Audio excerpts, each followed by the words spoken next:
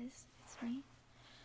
As in the last video, you're probably gonna hear a little ding when my previous video is finished rendering.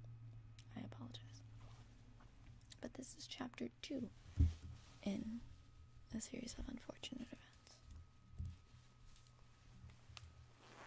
And this is the picture.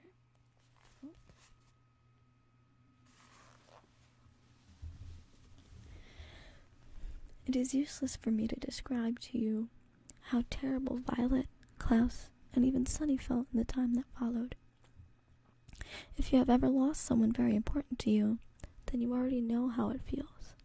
And if you haven't, you cannot possibly imagine it. For the Baudelaire children, it was, of course, especially terrible because they had lost both their parents at the same time. And for several days they felt so miserable they could scarcely get out of bed. Klaus found he had little interest in books. The gears in Violet's inventive brain seemed to stop, and even Sunny, who of course was too young to really understand what was going on, bit things with less enthusiasm. Of course, it didn't make things any easier that they had lost their home as well, and all their possessions. As I'm sure you know, to be in one's own room and one's own bed can often make a bleak situation a little better. But the beds of the Baudelaire orphans had been reduced to charred rubble. Mr. Poe had taken them to the remains of the Baudelaire mansion to see if anything had been unharmed, and it was terrible. Violet's microscope had fused together in the heat of the fire. Klaus's favorite pen had turned to ash, and all of Sunny's teething rings had melted. Here and there, the children could see traces of the enormous home they had loved, fragments of their grand piano, an elegant bottle in which Mr. Baudelaire kept brandy, the scorched cushion of the window seat where the mother liked to sit and read. Their home destroyed, the Baudelaires had to recuperate from their terrible loss in the Poe household, which was not at all agreeable. Mr. Poe was scarcely home, because he was very busy attending to the Baudelaire affairs, and when he was home, he was so often coughing, so much, he could barely have a conversation. Mrs. Poe purchased clothing for the orphans that were in grotesque colors and itched, and the two Poe children, Edgar and Albert, were loud and obnoxious boys with whom the Baudelaires had to share a tiny room that smelled of some sort of ghastly flower. But even given the surroundings, the children had mixed feelings when over a dull dinner of boiled chicken, boiled potatoes, and blanched, the word blanched here means boiled, string beans. Mr. Poe announced that they were to leave his household the next morning. "Good," said Albert, who had a piece of potato stuck between his teeth. "Now we can get our room back. I'm tired of sharing it. Violet and Klaus are always moping around, and they're never any fun. And the baby bites," Edgar said, tossing a chicken bone to the floor as if it were an animal in a zoo, as if he were an animal in a zoo and not the son of a very well-respected member of the banking community.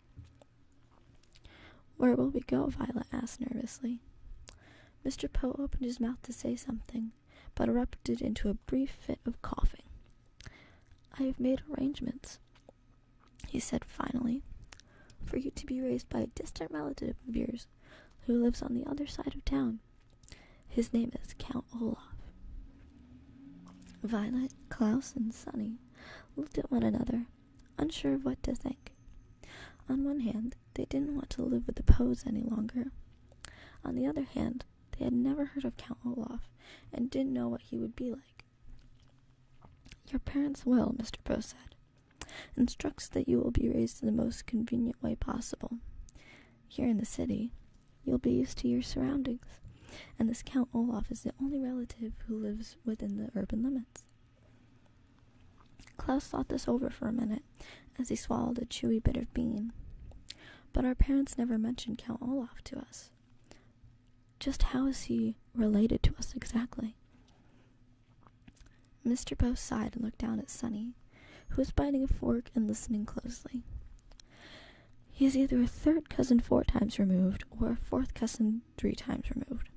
He is not your closest relative on the family tree, but he is the closest geographically. That's why. If he lives in the city, Violet said, why didn't our parents ever invite him over? Possibly because he was busy, Mr. Poe said. He's an actor by trade and often travels around the world with various theater companies. I thought he was a count, Klaus said. He is both a count and an actor, Mr. Poe said.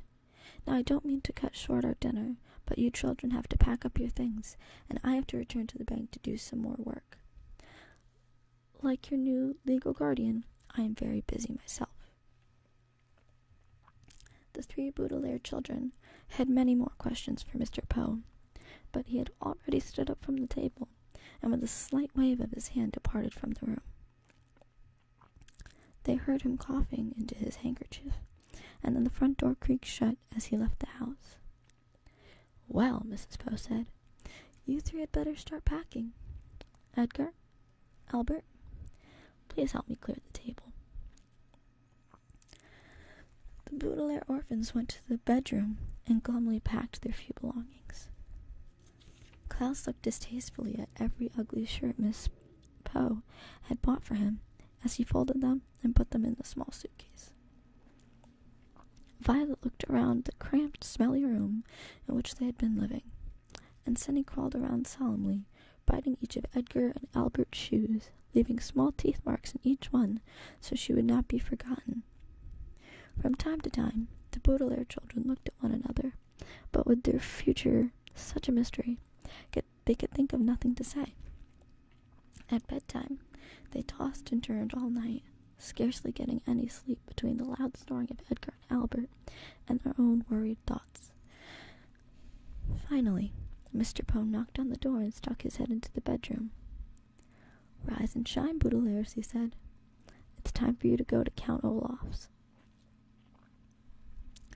Violet looked around the crowded bedroom, and even though she didn't like it, she felt very nervous about leaving. Do we have to go right this minute? She asked. Mr. Poe opened his mouth to speak, but had to cough a few times before he began. Yes, you do. I'm dropping you off on my way to the bank, so we need to leave as soon as possible. Please get out of bed and get dressed, he said briskly. The word briskly here means quickly, so as to get the Baudelaire children to leave the house. The Baudelaire children left the house. Mr. Poe's automobile rumbled along the cobblestone streets of the city towards the neighborhood where Count Olaf lived. They passed horse-drawn carriages and motorcycles along Doldrum Drive. They passed the Fickle Fountain, an elaborately carved monument that occasionally spat out water in which young children played. They passed an enormous pile of dirt where the royal gardens once stood. Before too long, Mr. Poe drove his car down a narrow alley lined with houses made of pale brick and stopped halfway down the block. Here we are, Mr. Poe said in a voice undoubtedly meant to be cheerful. Your new home. The Baudelaire children looked out and saw the prettiest house on the block. The bricks had been cleaned very well, and through the wide and open windows one could see an assortment of well-groomed plants. Standing in the doorway, with her hand on the shiny brass doorknob, was an older woman, smartly dressed, who was smiling at the children. In one hand she carried a flower pot. Hello there, she called out. You must be the children Count Olaf is adopting. Violet opened the door of the automobile and got out to shake the woman's hand. It felt firm and warm. And for the first time in a long while, Violet felt as if her life and the lives of her siblings might turn out well after all. Yes, she said. Yes, we are. I am Violet Baudelaire, and this is my brother Klaus, and my sister Sunny. And this is Mr. Poe, who has been arranging things for us since the death of our parents. Yes, I heard about the accident, the woman said, as everyone said, "How do you do?" "I am Justice Strauss." "That's an unusual first name," Klaus remarked. "It's my title," she explained, "not my first name. I serve as a judge on the High Court."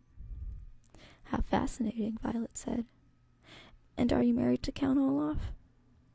"Goodness me, no," Justice Strauss said. "I don't actually know him that well. He is my next-door neighbor."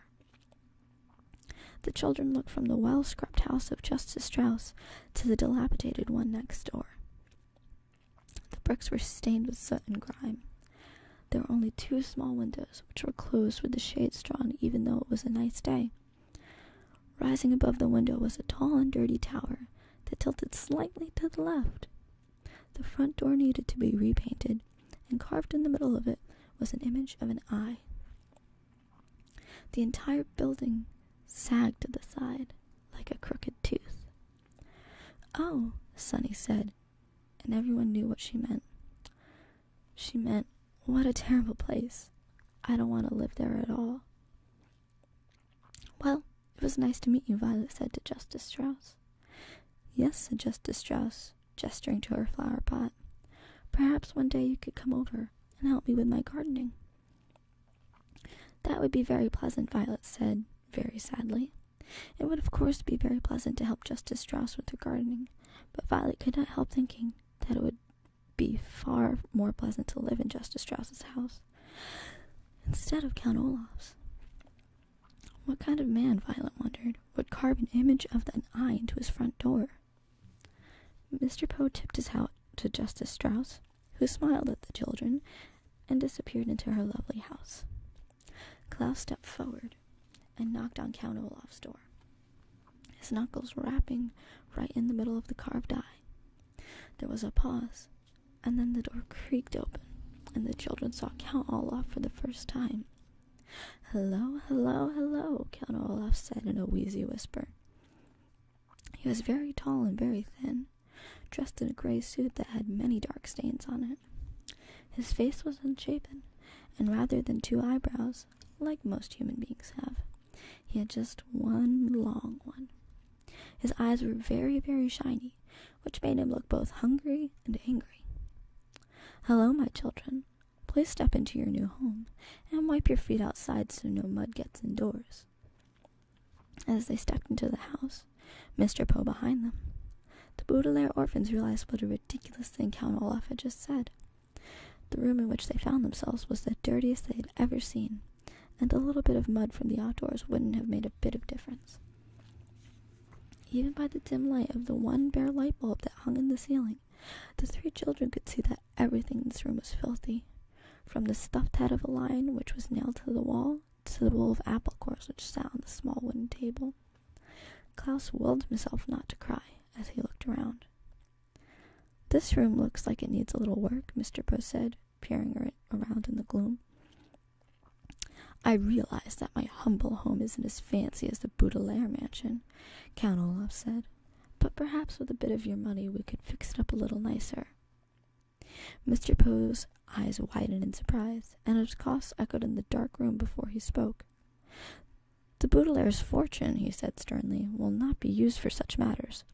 In fact, it will not be used at all until Violet is of age." Count Olaf turned to Mr. Poe with a glint in his eye, like an angry dog. For a moment, Violet thought he was going to strike Mr. Poe across the face, but then he swallowed. The children could see his Adam's apple bob in his skinny throat, and shrugged his patchy shoulders. "All right, then," he said. "It's the same to me. Thank you very much, Mr. Poe, for bringing them here. Children, I will now show you to your room. Goodbye, Violet, Klaus, and Sunny," Mr. Poe said, stepping back through the front door. "I hope you will be very happy here. I will continue to see you occasionally, and you can always contact me at the bank if you have any questions." "But we don't even know where the bank is," Klaus said. "I have a map of the city," Count Olaf said. "Goodbye, Mr. Poe." He leaned forward and shut the door, and the Baudelaire orphans were too overcome with despair to get a last glimpse of Mr. Poe. They now wished they could all stay at the Poe household, even though it smelled. Rather than looking at the door, then the orphans looked down and saw that although Count Olaf was wearing shoes, he wasn't wearing any socks. They could see, in the space of pale skin between his tattered trouser cuffs and the black shoe, the Count Olaf had an image of an eye tattooed on his ankle, matching the eye on the front door. They wondered how many other eyes were in Count Olaf's house, and whether, for the rest of their lives, they would always feel as though Count Olaf were watching them, even when he wasn't nearby. Well, that was chapter 2, and I'll be back soon with chapter 3.